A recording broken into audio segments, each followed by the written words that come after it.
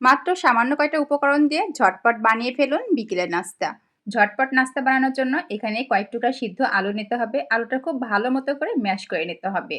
তারপর এখানে ১ কাপ পরিমাণ মতো কর্নফ্লাওয়ার, কিছুটা চিলি ফ্লেক্স ও কাঁচামরিচ আর স্বাদ মতো লবণ অ্যাড করে খুব ভালো মতো করে মিশিয়ে একটা ডো বানিয়ে নিতে হবে। হাতের তালুতে সামান্য পরিমাণ তেল নিয়ে ছোট ছোট করে বল বানিয়ে নিতে হবে। তারপর একটা ছাঁকনির সাহায্যে একটু ডিজাইন করে নিতে হবে। তাহলে কিন্তু বাচ্চারা ভীষণ পছন্দ করবে খেতে, আর দেখতেও কিন্তু অনেকটা সুন্দর লাগবে। আমার এখানে সবগুলো বানানো হয়ে গেছে। এখন আমি এটা ফ্রাই করে নিব, আর এটা লো ফ্লেমে ভাজতে হবে।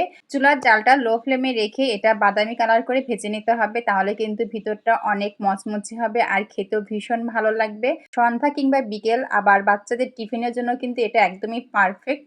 মাত্র সামান্য কিছু উপকরণ দিয়ে যদি এমন একটি মজাদার নাস্তা হয়, তাহলে তো আর কোনো বাড়তি ঝামেলার প্রয়োজনই হচ্ছে না। হাতের কাছে যা থাকছে তাই দিয়ে কিন্তু বানিয়ে নিতে পারছেন এই মজার নাস্তাটি। ভিডিওটি ভালো লেগে থাকলে লাইক কমেন্ট করে অবশ্যই পাশে থাকবেন।